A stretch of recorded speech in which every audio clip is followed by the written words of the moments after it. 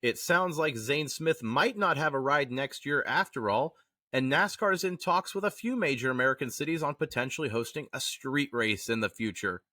Welcome into the Breaking Balls channel. It's Bob here. We've got a lot to get into today, so go ahead and hit that subscribe button if you're new. We had a video yesterday detailing the announcement that was confirmed today. NASCAR is bringing the Cup Series to Mexico City in 2025, the first international points race in almost 70 years for the NASCAR Cup Series. So go ahead and check out that video detailing all the rest of that announcement from us yesterday. If you're an American fan, though, don't worry, we're not going full global yet. Adam Stern of Sports Business Journal reported that NASCAR is in talks with a few major American cities on hosting a future street race. Cities like San Diego would be hosting a downtown street race. We've seen it in the past with Chicago the last years. Other cities like Cincinnati, Pittsburgh, Baltimore, and the Pacific Northwest.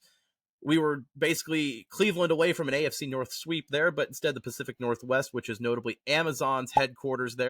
NASCAR obviously working with Amazon as one of their broadcast partners next year. I love the idea of a street race in a city like San Diego or Seattle or Cincinnati. You bring the sport to the fans that otherwise wouldn't be exposed to it. Look at the Chicago street course the last 2 years.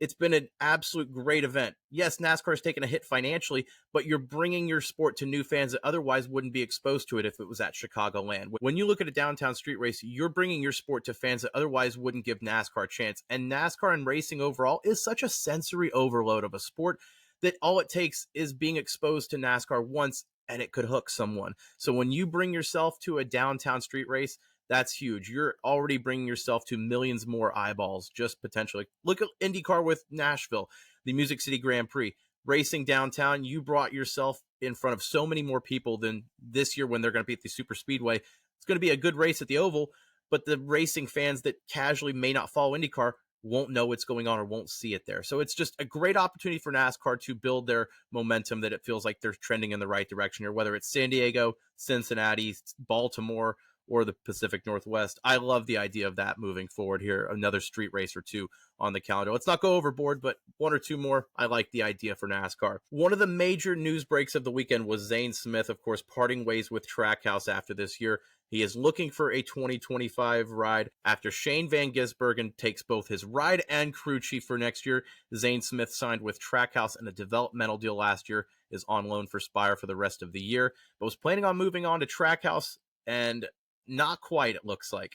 Now, it sounded like FRM was the favorites to land Zane Smith for next year. He has a history with that team going back to the Truck Series and even a few Cup Series starts in 2023. But Kevin Harvick on his Happy Hour podcast said that might not be the case. Go ahead and check this out. I thought he was going in the 34 car. I really thought that's where he would wind up, but sounds like Ford might be frustrated with a lot of the things that happened when he left the Ford camp, and might not be an opportunity there because of the manufacturer. The dominoes continue to fall. There are a lot of politics in this game, and sometimes the young ones learn the hard way. Oh, that doesn't sound good. Oh, that does not sound good. Someone has their feelings hurt at Ford, presumably Edsel Ford. Color me shocked. This is now the second time that Edsel Ford is now angry at a driver for leaving them this summer, after Chase Briscoe wore a Toyota logo at his press conference announcement where he was heading to Joe Gibbs with that 19 team. Edsel Ford was not happy that he was wearing a Toyota logo while still driving for Ford this year. I get it. It's a business, but don't let it sour the grapes here when you've got a good prospect who's already got a relationship with your team. Zane Smith was with Front Row Motorsports for multiple years, but Front Row picked Todd Gilliland over Zane Smith. It wasn't Zane Smith's fault there. They picked Todd Gilliland to run in that Cup Series ride full-time in 2024. He was a rookie in 2023, and Todd Gilliland was supposed to have that ride full-time, and then they said, oh, we're going to throw Zane Smith in that car for 4 or 5 races here. Good luck, Todd. Fill your calendar out. And he found Rick Ware's car for a couple of those races there, luckily, but Todd Gilliland kind of did dirty by FRM, but still stayed the course and ended up winning that war, even though he lost that early battle in 2023. For Zane Smith, I don't know what happened behind the scenes, if there was an ugly breakup there. I know that when he signed with Trackhouse last year, the wording there, this is my dream job. I've been looking for a competitive team like this. This is a first-round draft pick. Trackhouse talked about him. Everyone was just over the moon, and I know it's a young driver and he's excited. I know the PR there probably wasn't great. Front Row was probably a little ticked off behind the scenes. For Edsel Ford, I know it's a business, but there's not much else out there right now. What else are you going to do? Right now, in my calculations, there's 5 rides open for next year in the Cup Series right now.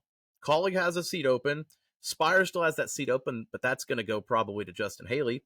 Then you got both Rick Ware cars then open, and this front row Motorsports car. But there's not a lot of guys open. I mean, you could probably get Riley Herbst if he doesn't sign on with 2311, if that charter doesn't get inked. But other than that, I mean, Ryan Preece, Harrison Burton, who just won last week. I guess there's a couple guys with veteran experience, but it just makes sense to take Zane Smith. He's a young guy with a lot of upside.